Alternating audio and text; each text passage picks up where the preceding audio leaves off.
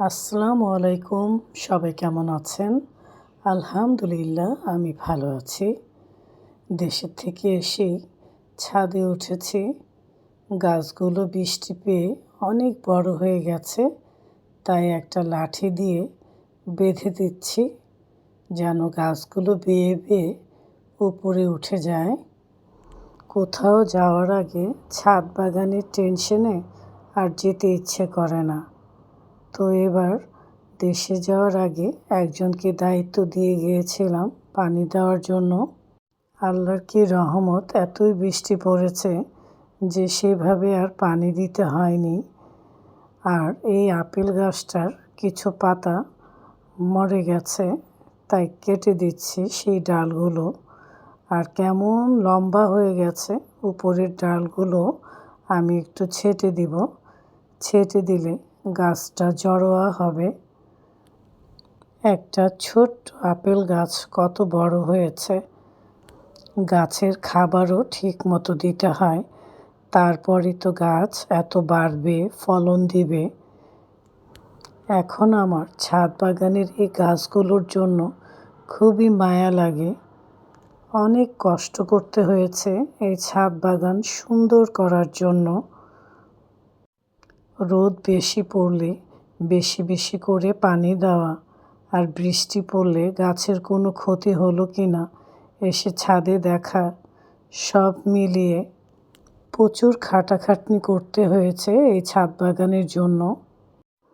আজকেও একটা কমলা পড়ে আছে বালতির মধ্যে। কমলাটা পড়ে পচে গেছে, তাই ফেলে দিলাম। এই গাছের কমলাগুলো অনেক ছোট জাতের। বড় জাতের হলে আরও বড় হতো। অনেক দিন হয়েছে গাছটা লাগিয়েছি, কিন্তু কমলাগুলো আর বড় হচ্ছে না। আজকেও একটা ছিঁড়ে দেখছি কী অবস্থা।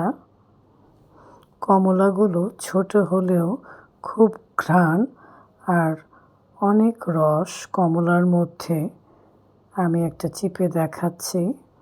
কমলাগুলো অনেক টক, একদমই খাওয়া যায় না টকের জন্য। কেউ জানলে আমাকে জানাবেন কিভাবে মিষ্টি হয়, কমলা গাছে কী দিলে মিষ্টি হবে। বৃষ্টির জন্য প্রতিটা গাছেই পিঁপড়া ধরেছে, তাই আমি স্প্রে করে দিচ্ছি সব গাছেই অল্প অল্প করে। এই আম গাছটায় 12 মাসই আম ধরে, আর প্রচুর পিঁপড়া হয়েছে, তাই আমি স্প্রে করে দিচ্ছি। দেখি পিঁপড়াগুলো মারা যায় কি না, আর কি দিলে গাছের পিঁপড়াগুলো চলে যাবে।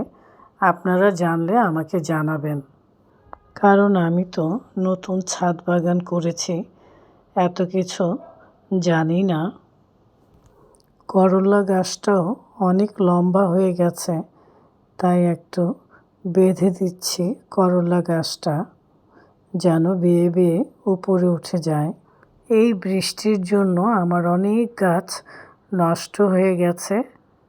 এখন যেগুলো আছে দোয়া করবেন যেন সব সুন্দর মতো ফলন দেয়। এবার কত যে আগাছা হয়েছে, তুলে আর শেষ করতে পারছি না। এই তুলি আবার হয়ে যায়। ছাদে গাছ বাঁচিয়ে রাখা অনেক কষ্টের। অনেক কাজকর্ম করতে হয় ছাদের, তারপর গাছটাকে টিকিয়ে রাখা যায়। আর ছাদ বাগানে কাজ করলে কিভাবে যে সময় কেটে যায় নিজেও বুঝি না।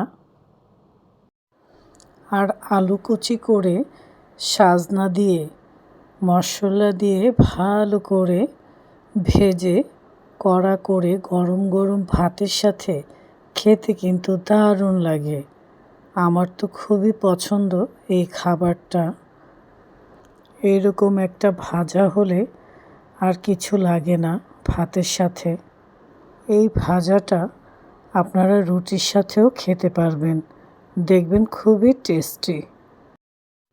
মরিচ গাছটাও কেমন জানি একটু লাল হয়ে গেছে কিছু কিছু পাতা, তাই আমি কেটে দিচ্ছি। আর মরিচ গাছেও কাঁচামরিচ ধরেছে, কালো কাঁচামরিচ দেখতে কি যে সুন্দর লাগে কালো কাঁচামরিচ, আর খেতেও অনেক ঝাল। ছাদ বাগানে কাজ করতে আমার খুবই ভালো লাগে, আর এই কাজের শেষে যখন ফলনগুলো হাতে পাই তখন কি যে শান্তি লাগে। কয়েকটা দিন দেশে থাকাতে গাছের একদমই যত্ন হয়নি, তাই এখন একটু যত্ন নিচ্ছি গাছের। সবাই বেশি বেশি করে ছাদ বাগান থাকলে ছাদে গাছ লাগাবেন। ঘরে ভালো না থাকলে গাছের কাছে থাকলেও মনটা কেমন জানি শান্তি লাগে। আজকে তাহলে আসি, আবারও দেখা হবে, কথা হবে। আল্লাহ হাফেজ।